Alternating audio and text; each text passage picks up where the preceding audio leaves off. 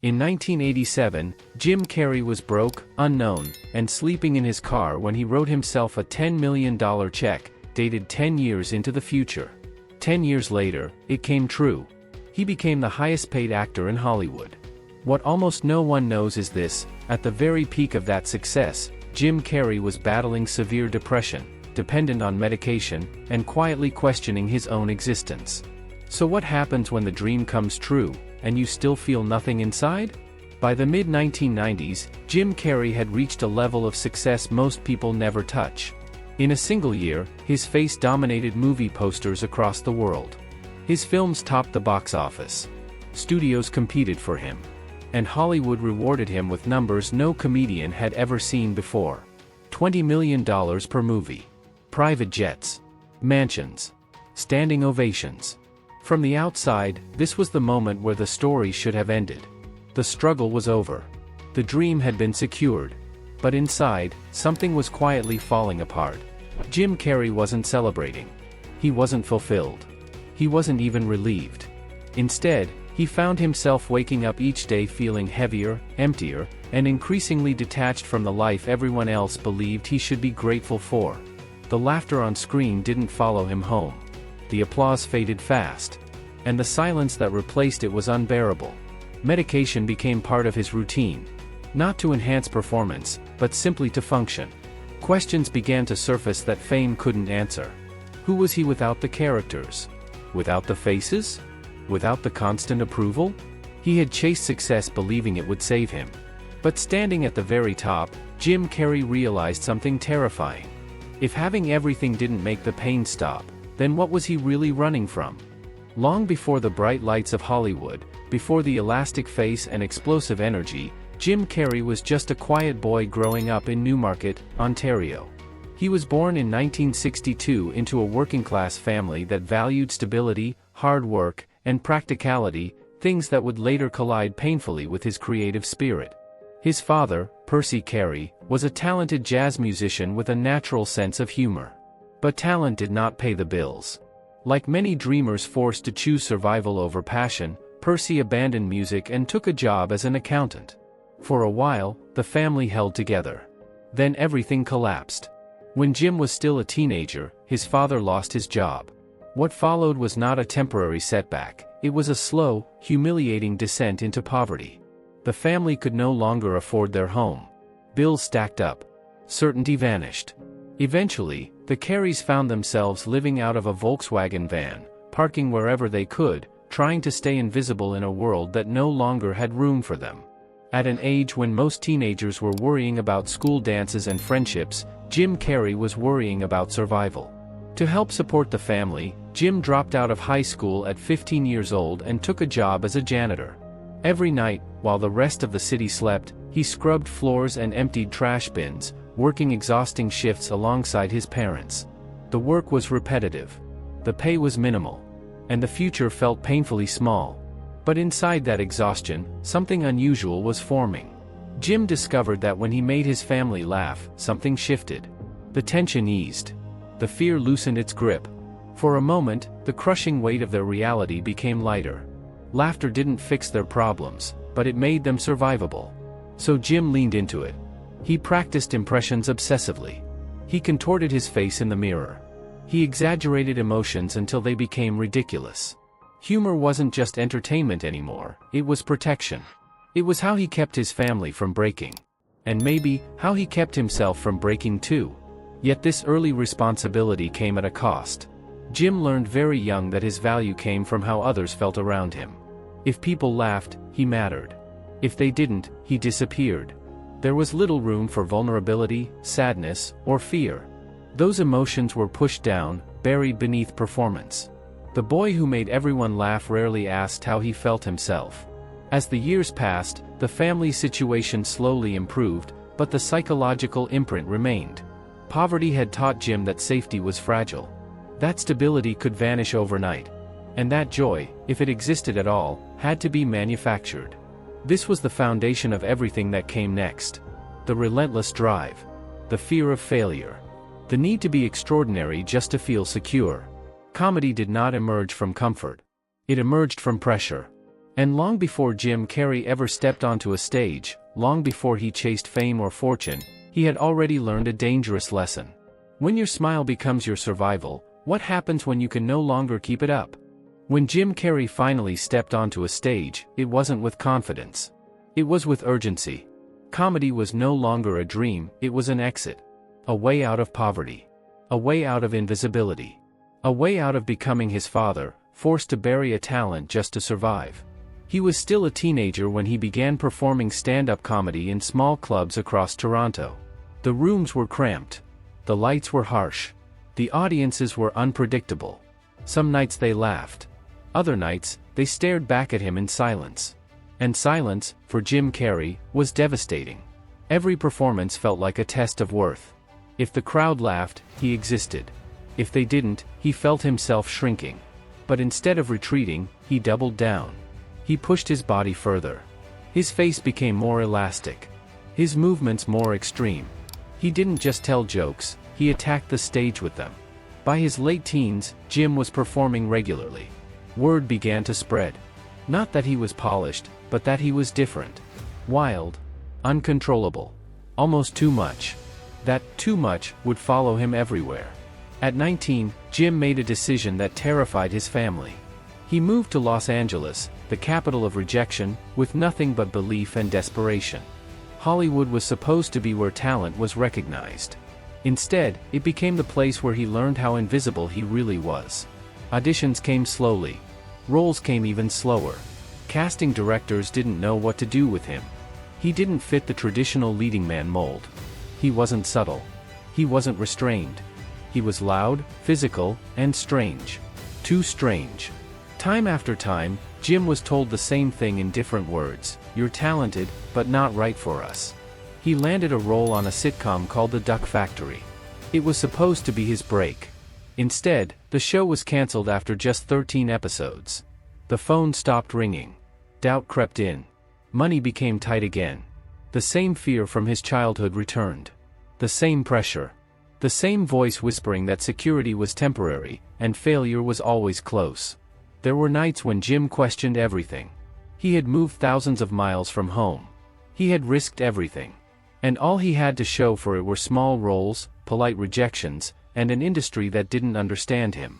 But quitting felt even more dangerous. Because without comedy, there was nothing left to protect him. Jim returned to stand-up, performing at clubs like the Comedy Store, sometimes late into the night. He watched other comedians get noticed, get deals, get opportunities. Meanwhile, he waited. And waited. And waited. Rejection became routine. It hardened him. Sharpened him. Forced him to evolve. He studied audiences obsessively. He learned timing, rhythm, silence. He learned how long to hold a pause before breaking it. How to push discomfort just far enough before releasing it with laughter. Comedy stopped being instinct, it became engineering. And still, success didn't come. What few people knew was that during this period, Jim performed a quiet ritual. He visualized success with extreme detail. Not vaguely. Not hopefully. Precisely. He imagined the house he would live in. The roles he would play. The respect he would earn. And he kept one object close to him, a reminder of a future no one else could see yet. A check. Written to himself. For $10 million. Dated 10 years ahead. It wasn't optimism. It was survival psychology. Because when the world gives you no proof, belief becomes the only currency you have left. Still, belief alone didn't stop the doubt from creeping in. As the years passed with little to show, Jim began to feel the weight of expectation pressing down on him. Not just his own, but his family's. His parents had sacrificed everything. Failure wasn't just personal. It felt collective. He couldn't afford to fail. So he kept going. Kept performing. Kept being told no. And somewhere in that endless cycle of rejection, something dangerous was forming alongside his talent. An identity built entirely on performance. If he wasn't funny, who was he? If he stopped chasing approval, what would be left? And as Jim Carrey stood on the edge of success without knowing it yet, one question lingered beneath every laugh and every rejection. How much of yourself can you turn into a character, before there's nothing real left underneath? In 1994, after years of rejection and near invisibility, Everything changed for Jim Carrey, not gradually, but violently. It didn't happen with one role. It happened with 3. Within a single year, Jim Carrey starred in Ace Ventura, Pet Detective, The Mask, and Dumb and Dumber. 3 comedies. 3 wildly different characters. 3 box office successes that rewrote the rules of Hollywood comedy almost overnight. One moment, he was struggling to get auditions. The next, his face was everywhere. Audiences didn't just laugh, they reacted. His performances were elastic, unpredictable, almost cartoonish, yet somehow human. He didn't play characters so much as unleash them. And people loved it. Studios loved it even more. Hollywood had found its new weapon. Executives who once dismissed him now chased him. Contracts grew larger. Salaries exploded. Jim Carrey went from being told he was too much to being paid $20 million per movie, a number unheard of for a comedian at the time. It was history in real time. Magazine covers followed. Late-night interviews. Standing ovations. His name alone could open a film at number 1. The industry didn't just accept him, it crowned him. From the outside, this was the perfect ending to a perfect story. The poor kid made it. The dream paid off. The check came true. But success came with speed, and speed left no room to process. There was no pause between obscurity and worship. No moment to adjust. Jim Carrey didn't slowly step into fame. He was dropped into it, fully exposed, with millions of eyes watching. And the image Hollywood sold was clear. Jim Carrey wasn't a person. He was a feeling. He was the man who made everyone laugh. The human cartoon. The unstoppable force of joy. Interviews reinforced it. Marketing amplified it. Fans expected it. Everywhere he went, he was asked to perform even when the cameras were off. The problem was, that version of Jim wasn't a mask he put on occasionally. It was becoming his identity. As the roles kept coming, the pressure intensified. He had to be bigger. Louder. Funnier. Every performance needed to top the last. The industry rewarded excess, so excess became the standard. Behind the scenes, the schedule was brutal. Endless shoots. Press tours. Travel without rest. Applause without silence. And slowly, subtly, something began to fracture. Jim started to feel disconnected from his own life, as if he were watching himself from a distance. The laughter didn't feel earned anymore, it felt expected. Joy turned into obligation. Spontaneity turned into routine. He had everything he once visualized. Money. Recognition. Influence. But the satisfaction he imagined never arrived. Instead, he felt a strange hollowness growing beneath the surface. There were moments, quiet, unpublicized moments, when Jim questioned whether the success was real, or if he was simply trapped inside a role the world refused to let him step out of. The more famous he became, the harder it was to be honest. Gratitude was demanded. Doubt was forbidden. After all, how could someone with everything admit they felt empty? So he didn't. He smiled. He joked. He delivered exactly what was expected.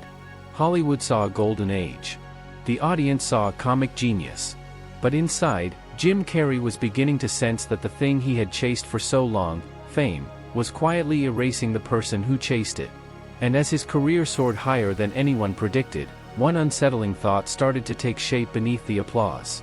If the world only loves the character, what happens to the man behind it? At the height of his fame, Jim Carrey discovered something deeply unsettling. The same tool that once saved him, laughter, no longer worked. From the outside, his life looked untouchable. Blockbusters. Critical praise. Financial freedom.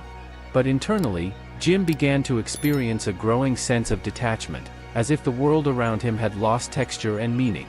The joy he was famous for no longer felt accessible. The characters still appeared on screen, but the man behind them was fading. Depression didn't arrive loudly. It crept in quietly. It showed up in mornings that felt heavier than the night before. In a constant fatigue that sleep couldn't fix. In a sense that everything he did was happening one step away from himself. Fame hadn't filled the void, it had amplified it. Jim began relying on medication. Not as a luxury, but as a necessity. Not to elevate performance, but simply to function. To stabilize. To get through the day without collapsing under the weight of his own thoughts. What made it worse was the silence around it. No one wanted to hear that the funniest man in the world was struggling to stay alive mentally. Gratitude was expected. Smiles were mandatory. Admitting pain felt like betrayal, of the audience, of the industry, of the image he had built. So he hid it. He continued delivering laughter while privately questioning whether any of it was real. The applause felt distant. The success felt hollow. The characters he played began to feel more alive than he did. And slowly, Jim Carrey started to lose his sense of identity. Who was he without the faces? Without the exaggerated movements? Without the permission to be strange? The industry didn't help. Hollywood doesn't reward stillness. It demands repetition. It pushes performers to recreate the thing that worked, again and again, until there is nothing left underneath. Jim felt himself becoming a product, optimized for reaction rather than truth. The more he succeeded, the less space there was to be human. As the depression deepened, Jim began to ask questions that terrified him. Not about his career, but about existence itself. About ego. About meaning. About whether the person he thought he was had ever truly existed, or if he had been performing long before the cameras arrived. In later interviews, Jim would describe this period as a collapse of the self. A moment when the character he had been playing his entire life finally exhausted him. He had built an identity around making others feel good. Around absorbing tension. Around becoming whatever the room needed him to be. And now, stripped of that purpose, he was left staring at something he didn't recognize. Nothing. The realization was brutal. Success hadn't healed his childhood trauma. Money hadn't created safety. Fame hadn't delivered meaning. They had only removed distractions. And in the quiet that followed, Jim Carrey came face to face with a truth most people never confront, that if your entire sense of worth is built on performance, applause can never be enough. This wasn't just depression. It was an identity crisis. A complete unraveling of the story he had been telling himself since childhood, that if he could just be extraordinary enough, the pain would finally stop. But it hadn't. And as Jim stood at the peak of his career with his inner world collapsing, one question refused to leave him alone. If you are no longer the character the world loves, who are you allowed to be? As the depression deepened, Jim Carrey began to experience something far more frightening than sadness. He began to feel unreal. Days blurred together. Emotions flattened. The world felt distant, as if he were watching his own life through glass.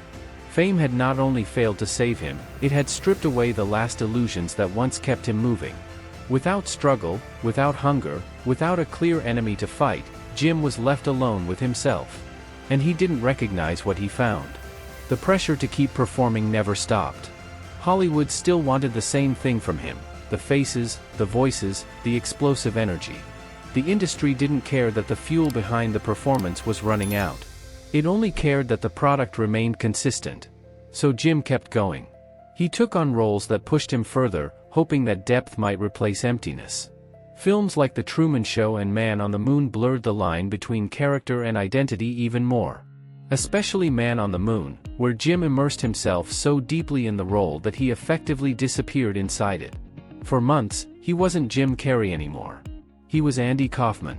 Crew members didn't recognize him. Friends didn't know how to talk to him. Reality bent under the weight of performance. What began as artistic commitment became something darker, a complete surrender of the self. When filming ended, Jim didn't return to who he was. Because he no longer knew who that was. This was the breaking point. Without the distraction of constant work, the depression surged. Medication increased. Isolation followed. Jim withdrew, not just from Hollywood, but from the identity that Hollywood had built around him. Interviews became uncomfortable. His words turned philosophical, unsettling, sometimes alarming. He spoke openly about ego, about illusion, about the idea that the person everyone loved might never have existed at all. To many, it sounded like madness. To Jim, it felt like honesty. He wasn't having a breakdown. He was having a reckoning. The mask he had worn since childhood, the one that protected his family, saved him from poverty, and carried him to superstardom, had finally become too heavy to carry. Laughter, once his refuge, now felt like a cage. And cages eventually demand escape. Jim began questioning the very foundations of success. Why chase approval if it costs your identity? Why accumulate fame if it leaves you spiritually bankrupt? Why keep performing when the performance is the source of the pain? These weren't abstract thoughts. They were survival questions. The world saw a celebrity behaving strangely. What it didn't see was a man trying to dismantle the false self he had been trapped inside for decades. In later reflections, Jim would describe depression not as an enemy, but as a signal. A message that the life he was living was no longer aligned with who he truly was. That the character had outlived its purpose. The collapse wasn't sudden. It was necessary. Because only when everything fell apart did Jim Carrey finally stop running, from poverty, from fear, from failure, and from himself. And standing in the ruins of his former identity, stripped of applause and certainty, one final question remained, more terrifying than any rejection he had ever faced. If the character is gone, what kind of life is worth rebuilding in its place? After the collapse, Jim Carrey didn't rebuild himself the way the world expected. There was no triumphant comeback.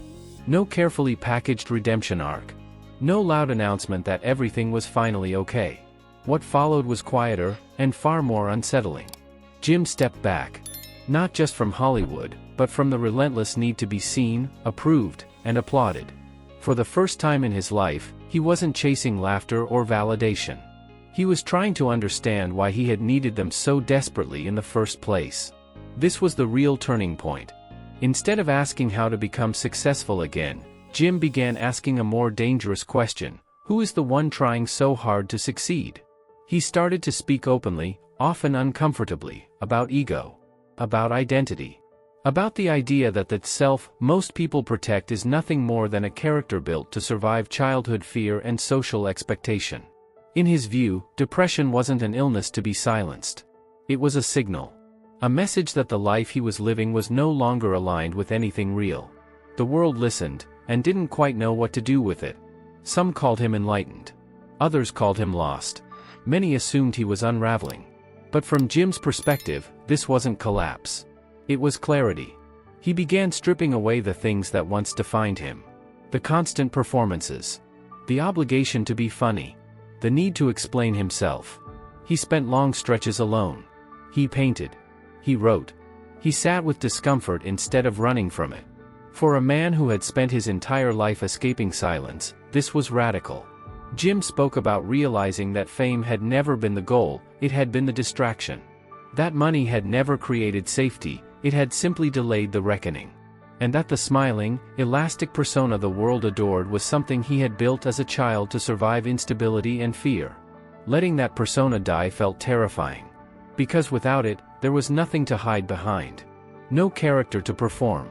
No crowd to manage. No script to follow. Only presence. This internal shift didn't mean Jim disappeared completely. He still acted, but selectively. Intentionally. He chose projects that felt honest rather than profitable. He stopped chasing relevance. He stopped trying to be understood. In interviews, his words grew simpler but heavier. He spoke about meaning not as something to be achieved, but something to be released. About peace not as happiness, but as the absence of constant resistance. What changed wasn't his career. It was his relationship with himself. For the first time, Jim Carrey allowed himself to exist without proving his worth. Without being extraordinary. Without being useful to everyone else. And in that stillness, something unexpected happened. The pressure eased. Not because life became perfect, but because it became honest. Jim no longer measured his value by box office numbers or applause. He no longer needed to outdo his past or recreate a version of himself that had already cost him so much. He began to see his story not as a climb, but as a cycle, one that required loss before understanding. The boy who once made his family laugh to survive had grown into a man who finally realized he didn't have to perform to be loved. This rebirth wasn't visible from the outside. There were no headlines announcing it. No trophies to confirm it. But internally, it was profound. Jim Carrey didn't find himself in the way people like to imagine. He let go of the idea that there was a fixed self to find at all. And in doing so, he found something far rarer than success. Freedom. Freedom from the character. Freedom from the chase. Freedom from the belief that worth must be earned through pain. And as Jim stood on the other side of everything he had lost, fame, certainty, identity, one quiet question remained, heavier than any applause he had ever received. If you are no longer defined by who you were trying to be, who do you choose to become next? In the years that followed his internal rebirth, Jim Carrey didn't disappear from the world, but he stopped trying to dominate it. His presence became selective, intentional, quiet.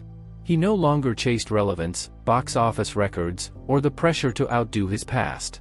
Instead, Jim chose distance from the machinery that once defined him. Hollywood moved on, as it always does. And for the first time, that didn't feel like rejection, it felt like relief.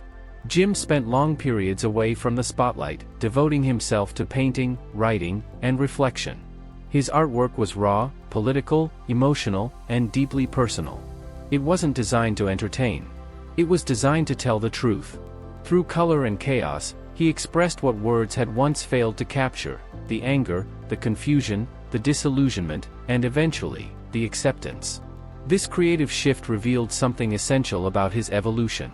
Comedy had once been his shield. Art became his release. When Jim did speak publicly, his words carried a different weight. He talked openly about mental health, about depression not as weakness but as information. He challenged the idea that success should look the same for everyone. He questioned the cultural obsession with achievement, fame, and identity. To some, his perspective was uncomfortable. To others, it was liberating. What mattered was that it was honest. Jim Carrey's legacy no longer rested solely on laughter. It expanded into something deeper and far more enduring: the permission to question the story you've been told about success. The courage to step off the treadmill.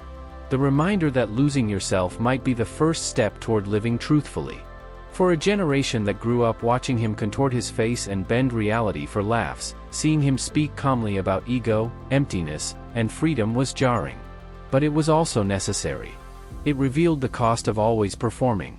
The danger of turning survival strategies into lifelong identities. Jim didn't frame himself as a guru. He didn't offer formulas or promises. What he offered instead was vulnerability.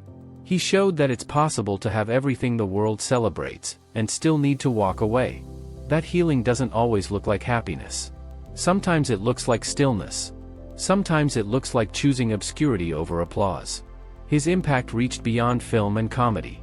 It entered conversations about mental health, masculinity, and the pressure to constantly prove worth.